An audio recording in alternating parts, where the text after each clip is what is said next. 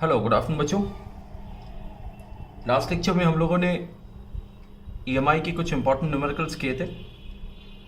आज का भी जो लेक्चर है वो बेसिकली न्यूमेरिकल्स के ऊपर ही फोकस रहेगा। तो चलिए शुरू करते हैं। सबसे पहले case of a rotating rod.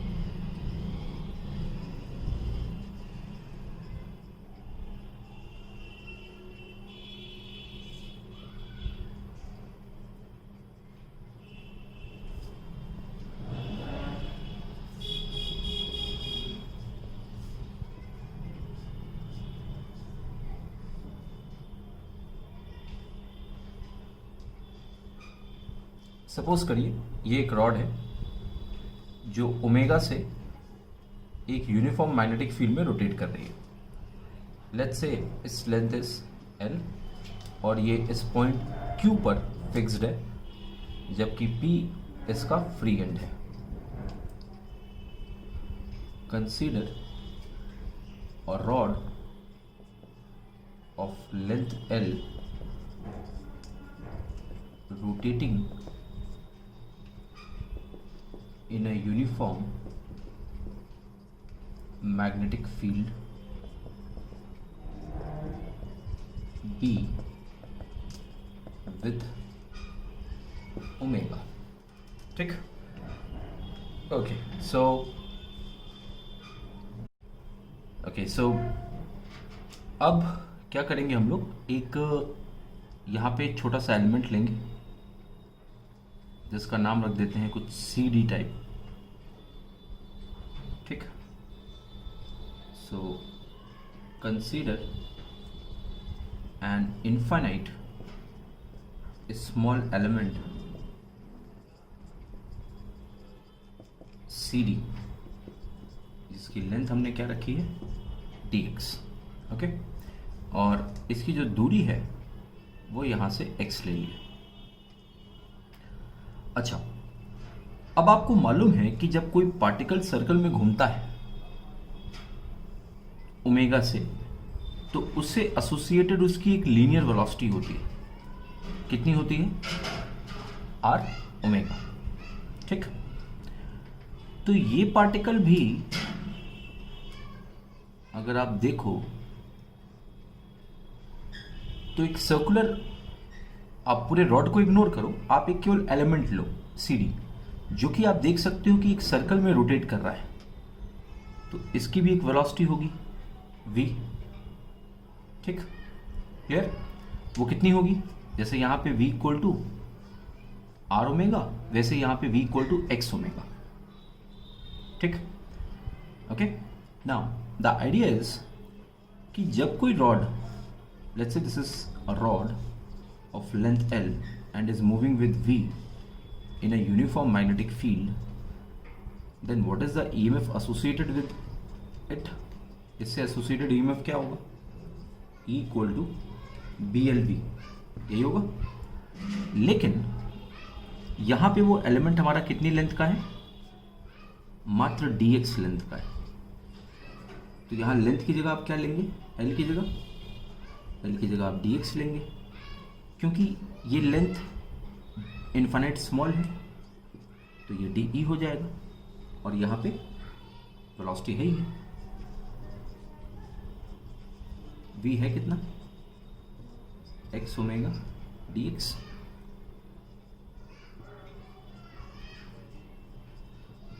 On integrating both sides with in proper limit,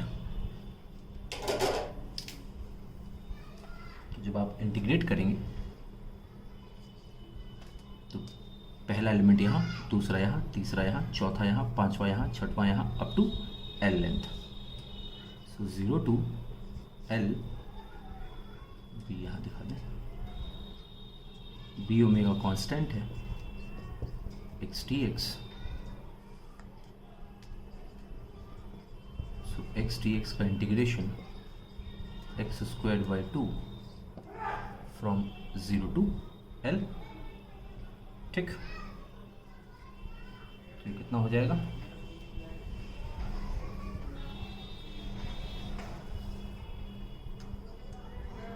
तो ये हो जाएगा, लिमिट रखेंगे L square by 2 minus 0. So your induced EMF will be B omega L square by 2. ठीक, क्लियर? ओके, अच्छा ये बताइए कि कौन सा एंड हायर पोटेंशियल पे होगा। एक और बात, remember it as a result, इसको रिजल्ट की तरह याद रखिए। ये वैसे है एक न्यूमेरिकल और पूछा भी बहुत जाता है, ठीक है। सो ये बताइए कि कौन सा एंड हायर पोटेंशियल पे होगा।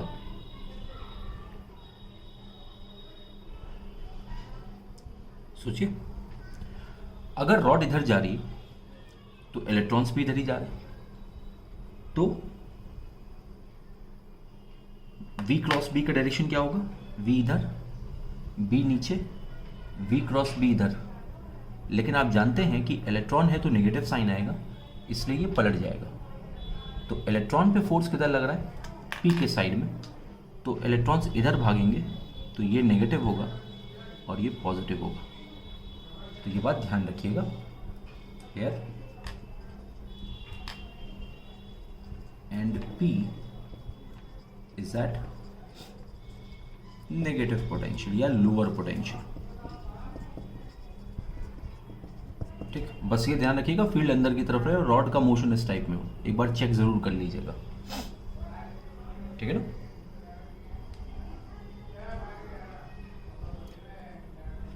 ओके, नाउ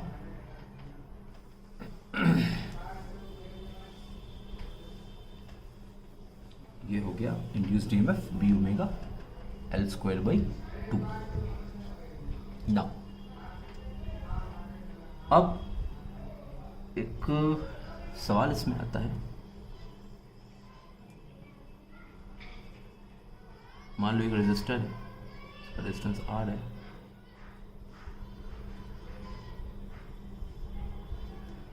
ठीक, और ये रॉड PQ,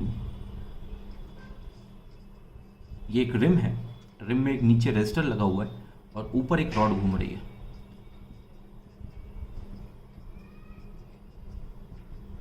ठीक है। आपको बताना है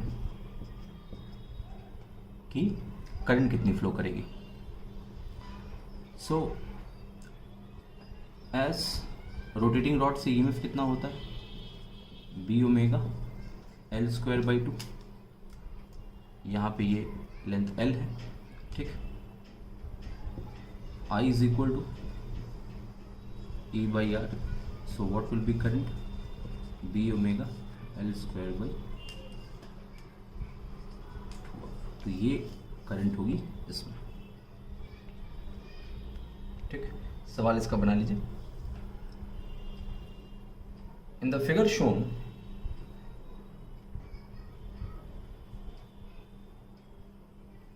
a rod PQ attached to a rim rotates with omega.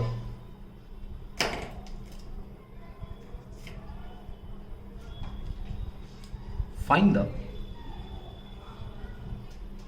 current through resistor. Find the current through resistor, ठीक है। नाउ आगे बढ़ते हैं।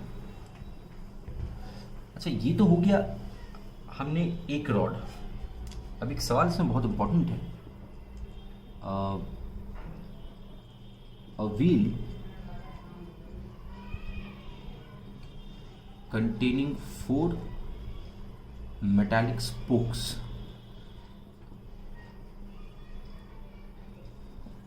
moves in the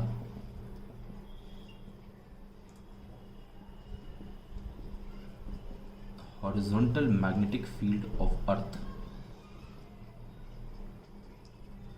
as shown। तो व्हील है, ये इसके मेटालिक स्पोक्स हैं,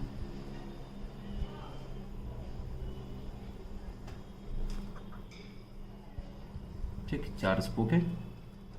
जो साइकिल में तीलियां होती हैं उन्हें स्पोक कहता है। क्या इतना तो पता ही है।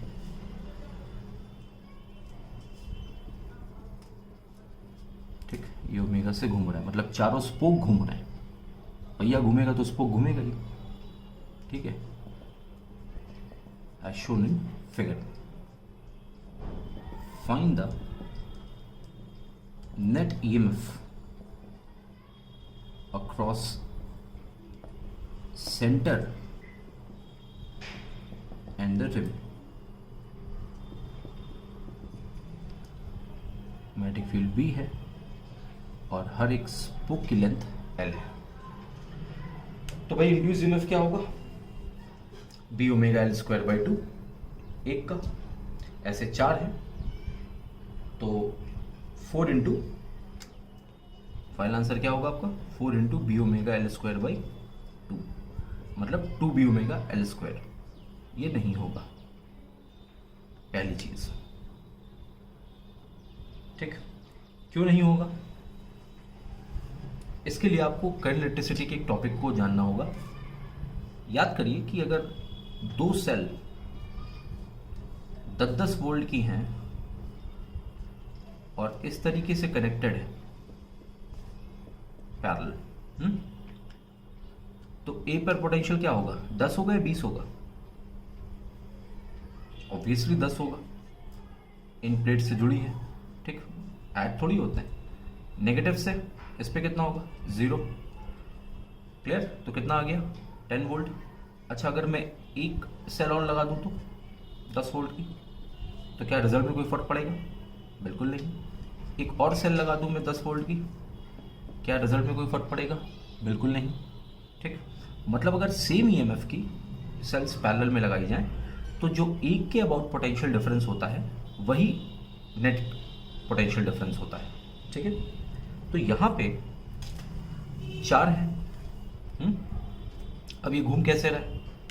पिछले वाले में ये एंटी क्लॉक घूम रहा था, तो सेंटर पॉजिटिव आया था, रिम नेगेटिव आया था। इस बार ये क्लॉक घूम रहा है। तो ऐसा लगेगा कि 4 सेल्स लगी। अब सेंटर है ये रिम। सेंटर इस बार, पिछली बार पॉजिटिव था एंटी क्लॉक में, इस बार क्या होगा? नेगेटिव, और ये पॉजिटिव। ठीक, क्लियर? उसी तरह से इस रॉड का भी negative positive, negative positive, negative positive. Clear? मतलब सेल्स आपको कुछ ऐसी कनेक्टेड नजर आएंगी।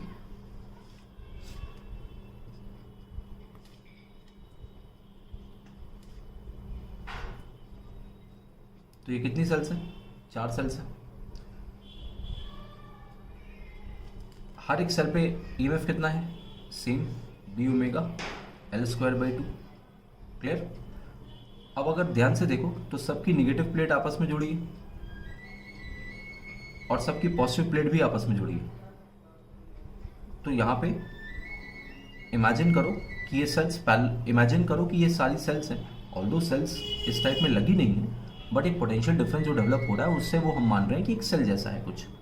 ठीक है, क्लियर? मतलब इसका एक इक्विवेलेंस ड्रॉ कर रहे हैं। तो यहाँ पे ई कितना है सबका? B omega L square by 2। 4 cell है तो क्या 4 टाइम्स होगा? नहीं, क्योंकि ये सभी पैरेलल में है। तो नेट ईएमएफ क्या आएगा?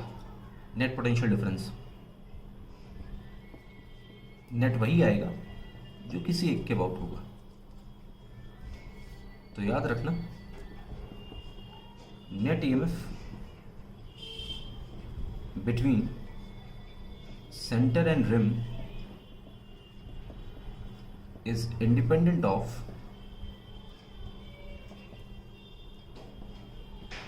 number of spokes.